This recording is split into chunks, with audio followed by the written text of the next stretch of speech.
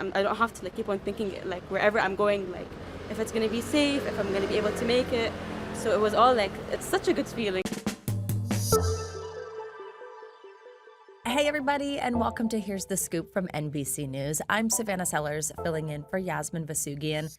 Today on the show, a web of complex negotiations just yielded another ceasefire extension between Israel and Lebanon. But what does this mean for a peace plan between the U.S. and Iran? Yasmin joins us from Lebanon with the diplomacy behind the scenes. Plus, the FDA just fast-tracked 3 psychedelic drug trials. What could that mean for mental health treatment? But first, while the U.S. and Iran could be getting back to the negotiating table, Thursday's talks between Israel and Lebanon and Washington secured a ceasefire extension. In Beirut, people breathed a sigh of relief. It's great to see our people be relieved for a couple of weeks from the constant bombardment from Israel. It's been lately hard to live with everything, and with the ceasefire, I think we're good now. But they're still holding out hope for a more permanent end.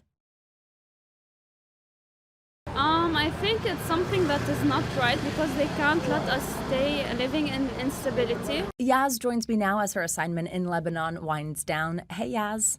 Hi, Savannah. Good to see you in the chair. Good to see you too. Yeah, thanks for letting me keep the seat warm. So let's start with this 3-week ceasefire extension. The ambassadors of Lebanon and Israel met with Secretary of State Marco Rubio in Washington, D.C. yesterday, but we still don't have a lot of the details here. You did speak with an official inside the Lebanese government, specifically the advisor to the House Speaker. What did you learn about the state of negotiations? So you're right in saying that there aren't a lot of details. The 3-week ceasefire is exactly what it is. It is a 3-week extension of the ceasefire that Lebanon and Israel were already inside of. So as you heard from some of the people that we just listened to on the streets of Beirut, there is a certain sigh of relief that they can return to a sense of normalcy, at least for now. But what they reiterated to me, and what I also heard from the government today in my conversations was, and the advisor to the Speaker of Parliament, was that there's no conclusive ending to this war still. And where does this lead? So let's talk about what the asks are and whether or not they can actually get there. So Israel is saying, we have built this demarcation area, this buffer zone, which is 10 kilometers in from the border between Israel and Lebanon, for safety and security purposes. It allows them to basically see and protect from Hezbollah fighters and Hezbollah advances. But there has been fighting, as there was even this morning, amidst the extension of the ceasefire inside this buffer zone, back and forth between Hezbollah fighters and the IDF. So Israel is saying, okay, we will pull out of this secured area, this buffer zone, if you're able to disarm Hezbollah. Lebanon instead is saying, you must pull out in order for us to disarm Hezbollah. There must be trust established in order for us to then go to Hezbollah leaders and Hezbollah fighters and say, disarm because there's nothing else to fight. That's one. People must be able to return to their homes in this buffer zone. About 1 million plus people have had to leave their homes amidst this war. Some of their homes are just completely gone, right? They must release political prisoners. This is Lebanon saying this to Israel. And then they must begin the rebuilding process. It does not seem as if the Lebanese government wants to, quote unquote, normalize relations with Israel. And, while a lot of people are breathing a sigh of relief that they have more time, there's also a lot of people saying, okay, then when are we going to end this thing and how are we actually going to get there? Is there any indication, no matter what order of events things happened in between Israel pulling back from that buffer zone and the disarmament, is there any indication that Hezbollah would actually disarm? So the advisor to Speaker of Parliament said he believes Hezbollah will, in fact, disarm if Israel were to pull back. And they have created a plan, this non-aggression pact, that is a cooperation between the United States, Saudi Arabia, Egypt, in coordination with Tehran. They would essentially, round up Hezbollah's weapons if, in fact, Israel were to pull back from this protective buffer zone that they have created. Whether or not that can become reality, I think, is the question.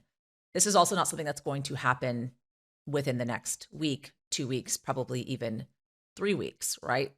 Hezbollah weaponry, Hezbollah fighters, Hezbollah presence is widespread throughout the South.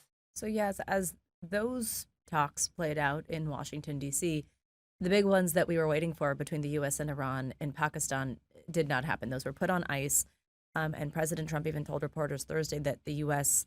is really in no rush to end the war with Iran. I don't want to rush it. I want to take my time. We have plenty of time.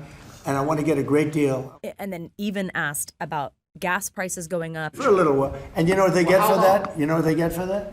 Iran without a nuclear weapon. Where do U.S.-Iran talks currently stand? What might we see when? So there was actually a kind of a big development today when it came to U.S.-Iran talks.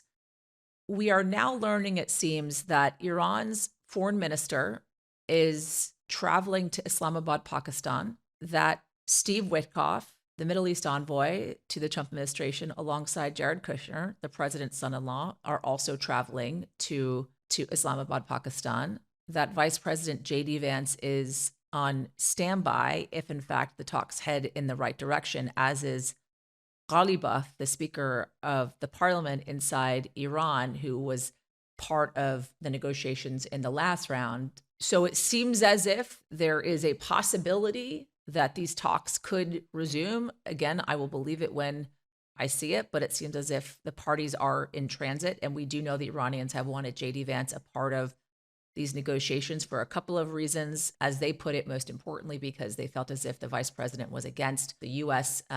Strikes on Iran in the first place, hence why they want him a part of the negotiations in ending this war. And so I think we have to watch what happens there. While the president is saying that he's in no hurry to end this war, we have seen the polling firsthand that citizens of the United States are not necessarily on board with the president continuing on.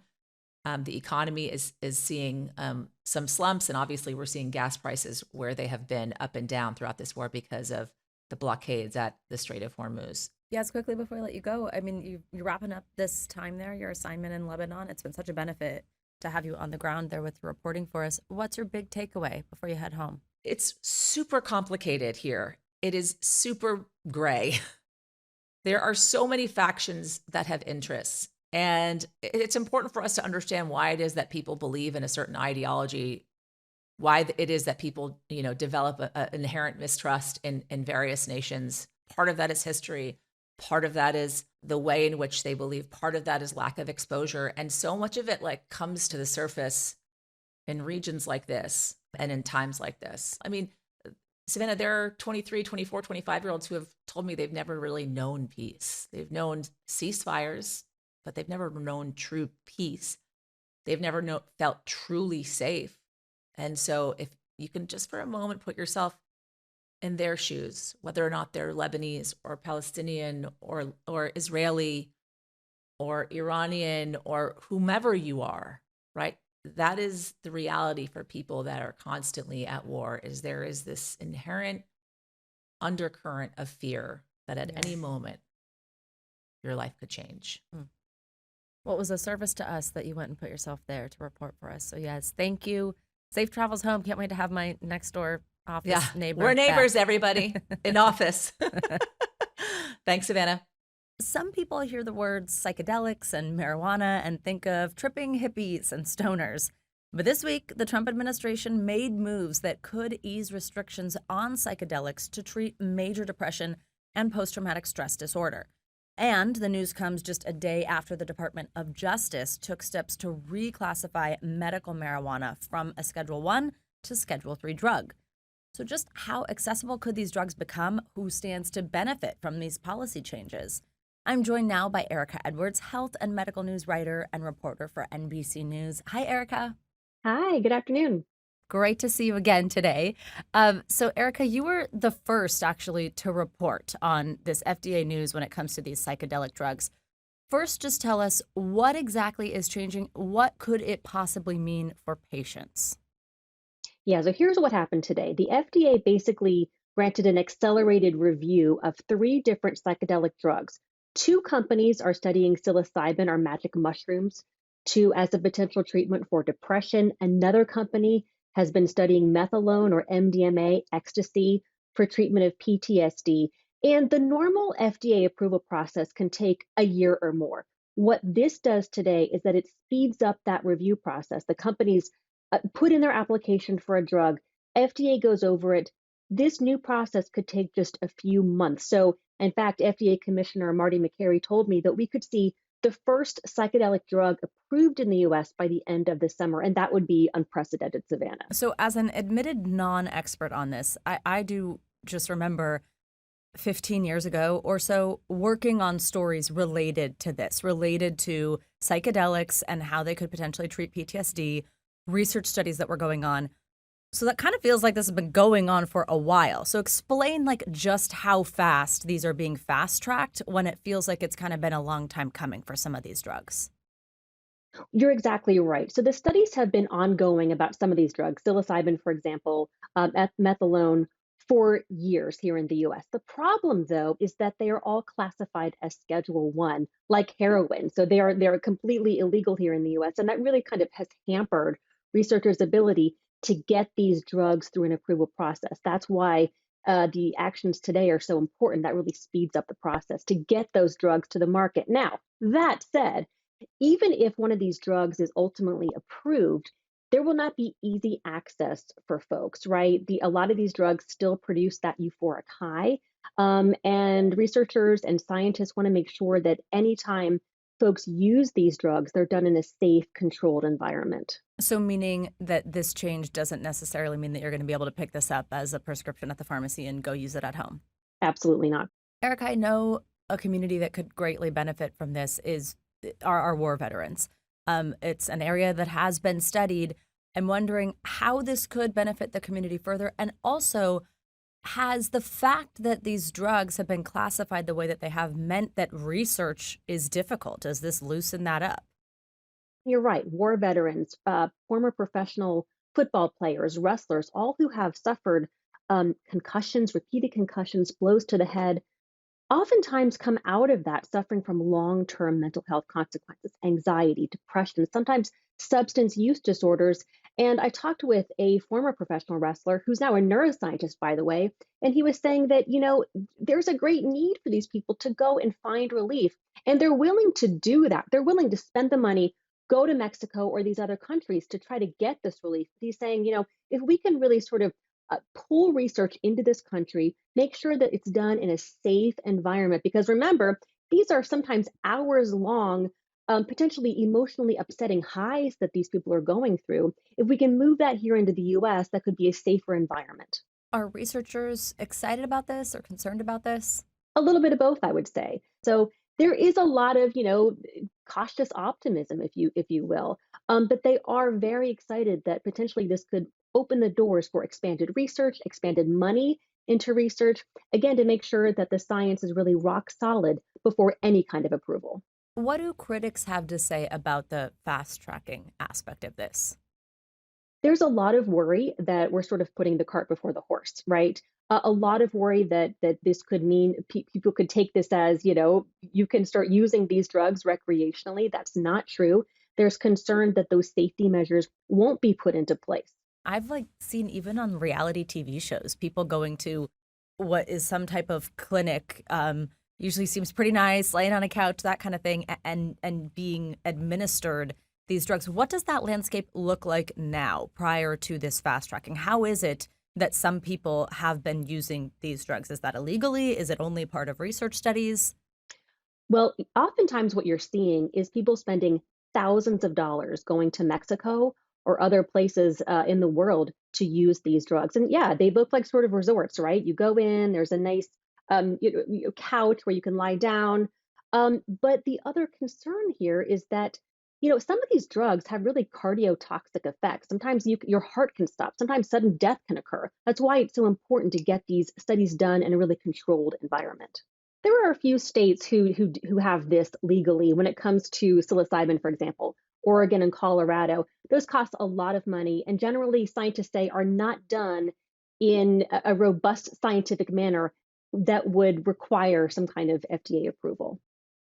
Let's talk now, Erika, about the news for medicinal marijuana. What does this mean for researchers? Is that another win? And I'm assuming it's a win for the medicinal marijuana industry. So this is an executive order basically to speed up federal rescheduling of medical marijuana. Only what's been approved by the FDA already or what's been licensed in states already. From a Schedule 1 drug like heroin to a Schedule 3 drug that would carry fewer restrictions. The Justice Department has a hearing in late June to evaluate whether to move forward with that rescheduling. Legalization, however, is much different. That's completely different. That would take an act of Congress to legalize recreational marijuana on a federal level. But a lot of researchers have been touting medical marijuana as a way to treat chronic pain, insomnia, as well as some other side effects from cancer. What about the business of psychedelics? How does this fast tracking benefit them? Are there certain companies that benefit more than others? And is there any concern there? There are 3 companies that have been given the priority voucher access as of Friday. Those 3 companies, again, are looking into psilocybin and methadone for potential use for depression and PTSD. There is a concern that this fast tracking process might lead to some, financial conflicts of interest. Sometimes, there's been concern that businesses might, make financial donations to administrations who grant these priority vouchers. We'll have to see how that turns out. How big a business could this be, though? I mean, it seems like companies could stand to benefit quite a bit if suddenly these drugs were classified differently. If these drugs are ultimately approved and used the way that scientists are pushing for, right, in a safe, controlled environment, this could be a multi-million-dollar, even billion-dollar industry. Wow. All right, Erika Edwards, fascinating conversation. Thank you so much. Thank you. That's going to do it for us at Here's the Scoop from NBC News. I'm Savannah Sellers, filling in for Yasmin Vossoughian. We will be back Monday with whatever the day may bring. And if you like what you heard, subscribe. We thank you for watching, and remember, stay updated on breaking news and top stories on the NBC News app or watch live on our YouTube channel.